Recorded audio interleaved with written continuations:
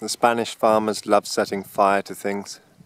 It's that time of year where they take all of the prunings from their trees, make a big pile and then set it on fire.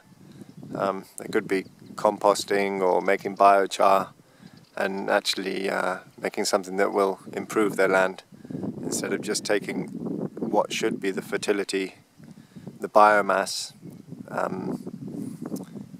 left by the trees and just burning it and turning it into something almost useless. At least if they took the ashes and put them around the trees, then they'd be doing something, but they don't even do that. But anyway, they don't know.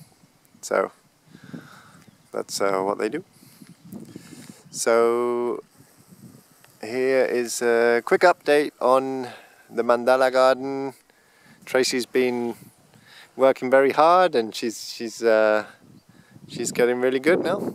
So this is a good, probably now's a good time to see the different stages of the mandala. So in theory we plant these every 2 weeks apart, which we haven't been doing, but it's kind of just been planting them as they get ready. So this would probably be a good example of what it would look like after maybe a month. There's not loads of stuff planted in here because we've gone leaving certain things like the peppers and then just gone planting a few things in between. So it would look something like that, maybe the first month, and then the second month, or probably with a bit more growth. You can see here these are slightly bigger. Yeah, so we got all the winter veggies in, cabbage, broccoli, what else have we got? We've got, well, loads of stuff, beets, cauliflower. We've already had one good-sized cauliflower and a couple of massive cauliflowers. I'll show you one in a minute. We've got loads of kale, curly kale and dinosaur kale. Where we had the melons planted and the cucumbers, we decided to turn into straight beds to see if we liked the straight beds more than the mandalas, the round keyhole beds. And well, Tracy will have to give you an update on that, see which she prefers. I think she prefers the straight beds because they look neater. But these are double reach beds, so from either side you can reach the middle of the bed. And here once again you can see lots of beets and cauliflower, and that's purple cabbage. And let's see if we can find anything interesting. There's beets. Oh look, there's a lovely broccoli on its way. And then here we've got these lovely big bits of bamboo from our neighbour. You can see over there that big tuft of green there. We got these bamboo stakes from there, from our neighbour Pepe, and I just attached this green, like I think it's just bird netting, to it, and so the beans are climbing up there all by themselves. I think Tracy's planted rucola in here, looks like rucola. The artichokes have exploded and are turning into giants, which is nice. What else we got? So yeah, this one we planted a few little things, but there's still some peppers left and aubergines, and so we're just waiting. I think that one's planted.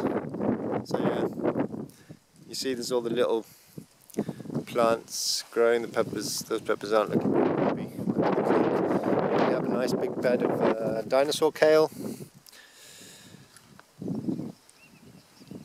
And that there is, I think it's called a tree collard in English. It becomes very, very big. It's a perennial vegetable. I've had mixed reports from some people say they're inedible, but you can always give them to the chickens. Here we have our fava bean bed, and there is a massive artichoke. This camera's not liking focusing today. Here's another bed with more kale, another straight bed. When we pulled up all of the melons and things. This was just one massive area that we hadn't done anything to. We decided to split it up into straight beds. Here you can see where there used to be a cauliflower.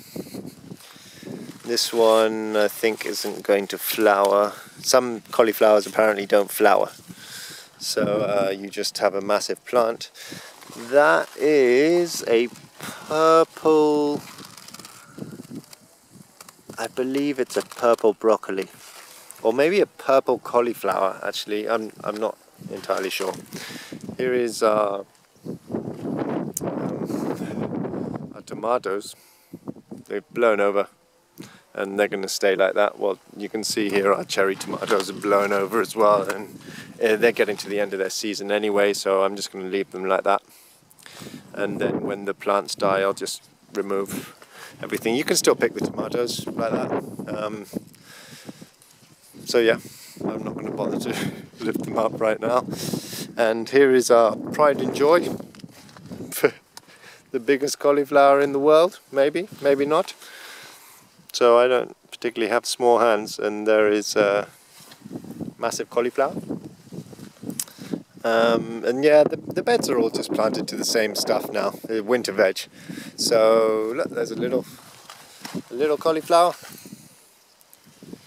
And then we got there's a cabbage ready for eating, and there's another broccoli.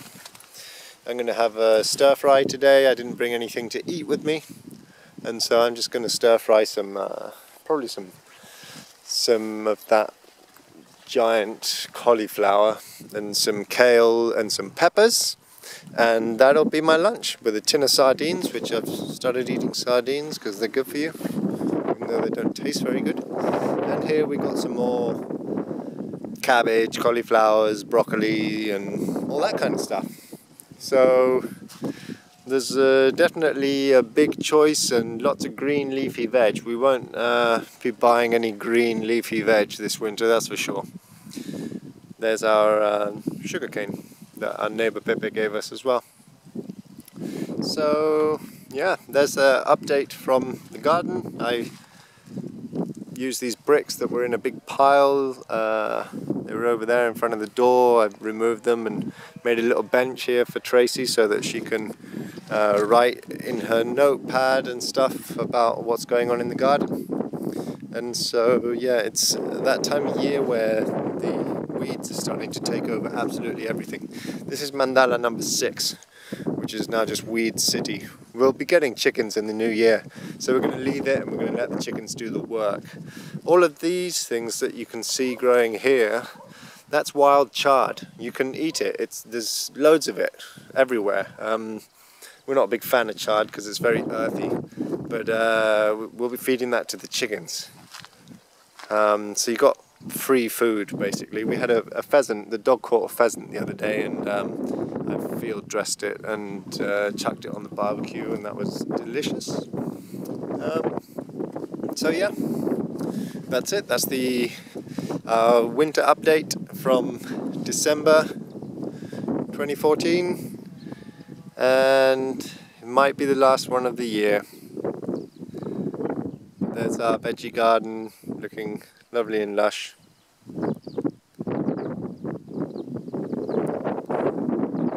There's our dinosaur kale.